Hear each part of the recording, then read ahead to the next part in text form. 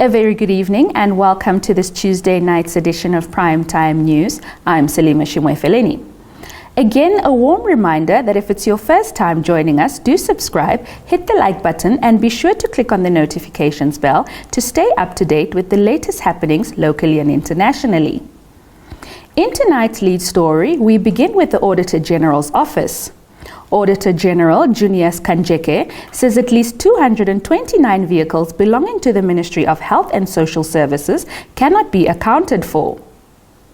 The Chief Auditor said the Ministry's Chief Executive Director, Ben Ngombe, informed the Auditor General's officials that it owns 1,876 vehicles.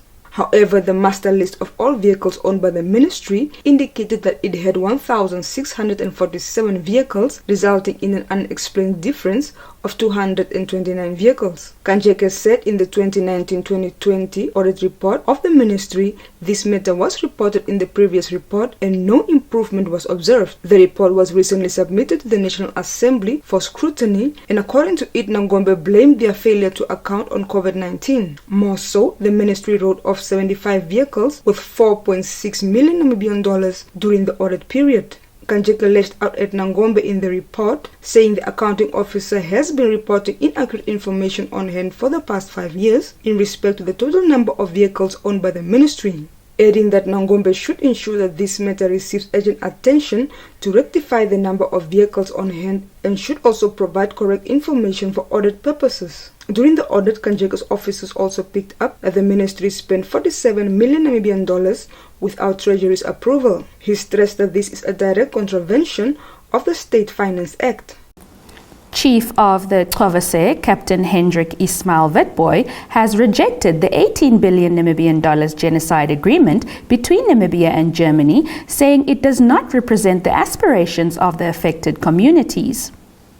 The traditional leader, shortly after the conclusion of the annual Witbooi Traditional Authority Festival in Gibeon, said the Namibian government is not interested in the involvement of the leaders of the affected communities. Witbooi lamented President Dr. Hage Geingob is talking about inclusivity, but where is the inclusivity? Why are they not included? Why are they talking on their behalf? For 3 days, hundreds thrown to Gibeon, braving unforgiving sun to attend the festival and celebrate their cultural heritage. Although well organized, each of the Witbooi factions had an event of their own. On one hand is a group led by Ismail Witbooi, on the other was the faction under the stewardship of his cousin and former Namibian High Commissioner to Zambia, Solomon Josephat Witbooi.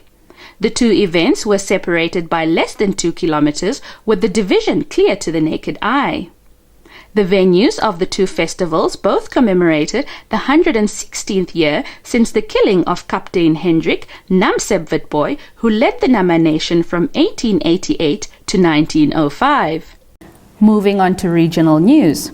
Trade Union Congress of Namibia has joined the 9 national unions representing working people in countries on the Commonwealth Ministerial Action Group by demanding the suspension of Eswatini for its serious violations of human rights and the continued suspension of democracy.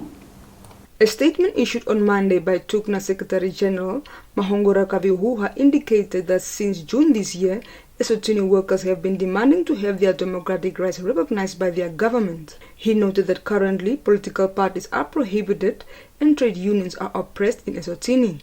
TUCNA's Secretary General added that the protests that started on 26 June 2021 were caused by the Eswatini government's decision to ban the delivery of petitions by protesters. According to Kavihuha, Eswatini security forces continue to use brutal force against citizens who are conducting their lawful business or engaging in peaceful protest. In a report commissioned by the Trade Unions Congress in conjunction with the Unions Movement of Eswatini, titled Holding Eswatini to Account, the Commonwealth Ministerial Action Group, unions from Australia, Barbados, Ghana, Kenya, Malaysia, Namibia, Samoa, and the United Kingdom are demanding that Eswatini be suspended from the Commonwealth for its serial breaches of the Commonwealth Charter. Moving on to labour matters, a second quarterly report by the Ministry of Labour, Industrialisation Relations and Employment Creation has shown an increase in the number of employers who issued notices of intent to dismiss their employees. Ministry of Labour, Industrial Relations and Employment Creation's Acting Executive Director, Lydia Indombo, in the report released on Monday, said the ministry received notices of intent to dismiss 881 employees from 117 employers from the 1st of July 2021 to the 30th of September 2021, which is an increase of 58% compared to the previous quarter of 55%. She said although the number does not reflect the actual figure of retrenchments, as employers are only required to inform the Labour Commissioner on their intent to dismiss, but not the actual number of retrenchments. Indombo added it leaves much to be desired, especially in the state of the economy that the country finds itself in. She said during the period under review, the ministry dealt with 1,092 labour cases, of which 568 were resolved, while 524 were pending and will be dealt with during the next quarter. Indombo noted that the construction and informal sectors had more compliance levels rated at 75%, while domestic was rated at 53% in terms of compliance. Stand by for your top roundup.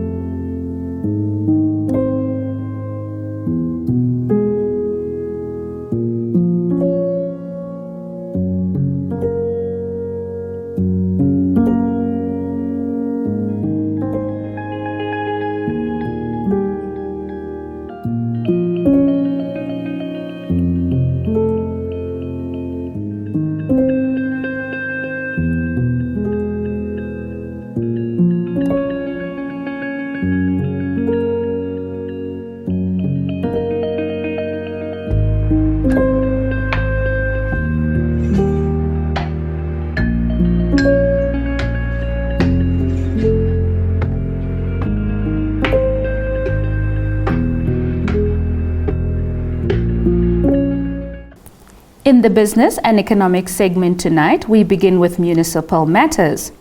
The city of Windhoek will allow the public to submit objections to names on its land waiting list for those who already own a property in the capital to be removed from the list. The City of Windhoek Corporate Communications Manager, Harold Akwenye, confirmed this in an interview with NAMPA today while highlighting various resolutions passed by the Municipal Council last week. Akwenye stressed that the allocation of land to people on the waiting list, as and when available, will be done in strict accordance with the waiting list. He added that the City of Windhoek only give land to people who do not own a property. Therefore, if a person already has a house and his or her name appears on the list, it will be removed. Akwenye added that the city will also approach the deeds office to verify the names. He also announced that Council also approved that the Housing, Property Management and Human Settlement and City Police Departments identify suitable sites in informal settlements for the establishment of satellite city police offices that will be used to implement the controlled entry to informal settlements. I am Sawi Hausiku, reporting for Nampa News. The Rundu Town Council has suspended new water connections in all unsurveyed areas at the town until further notice.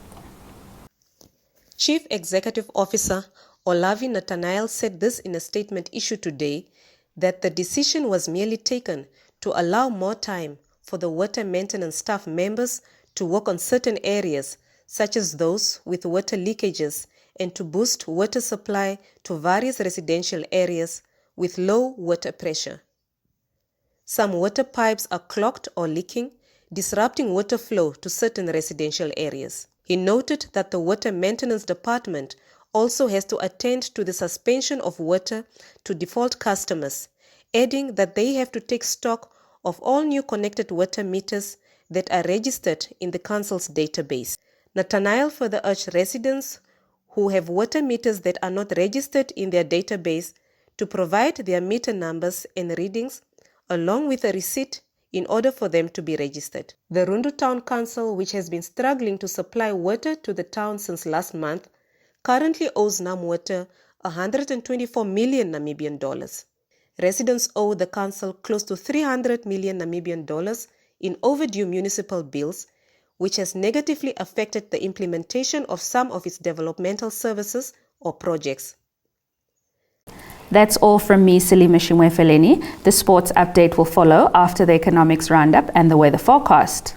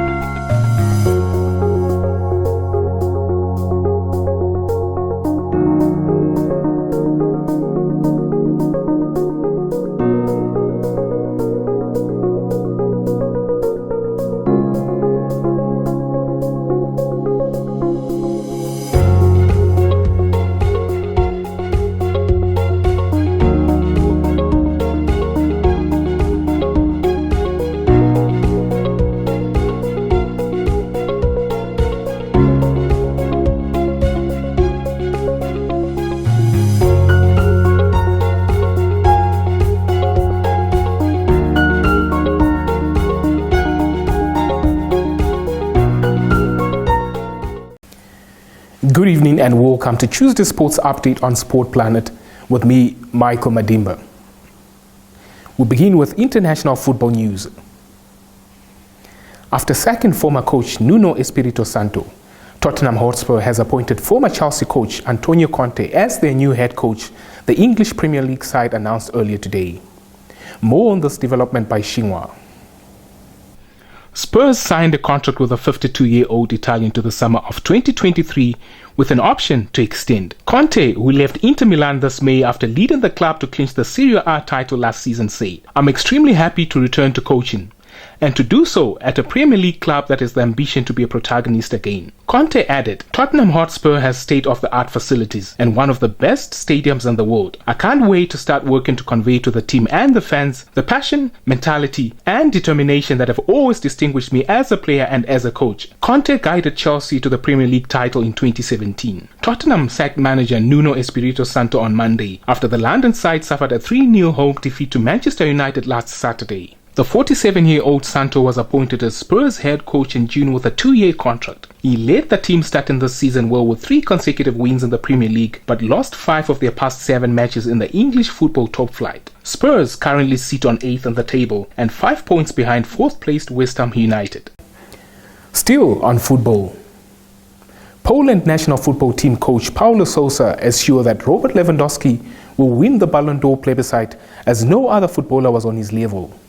Xinhua brings us this report once more. The winner of the most prestigious individual prize in the football world will be announced on November 29 in the Paris Theatre du Châtelet. Lewandowski is believed to be one of the favorites after he scored 54 goals in 45 matches. Poland coach Paulo Sousa believes that Lewandowski fully deserves the Ballon d'Or. Sousa added that he is pretty sure that Robert will win because he does not see any other player who would keep such a level as Lewandowski in the long term. Poland will play Andorra on road in the FIFA World Cup qualifications on November 12, while they'll host Hungary in Warsaw 3 days later. After 8 matches, the team coached by Paulo Sousa sits second place in Group I with 3 points fewer than the leaders England. Your sports roundup is up next.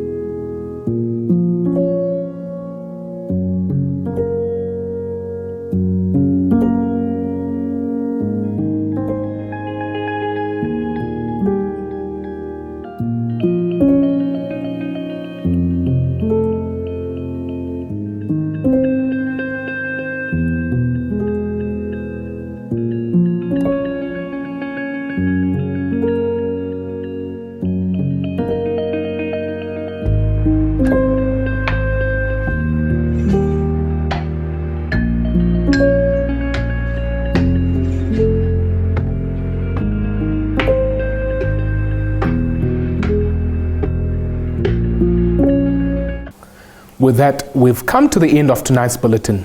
Thank you for tuning in. If you're new to this channel, please subscribe, like, share, and click on the notifications bell to stay abreast with the latest happenings locally and globally.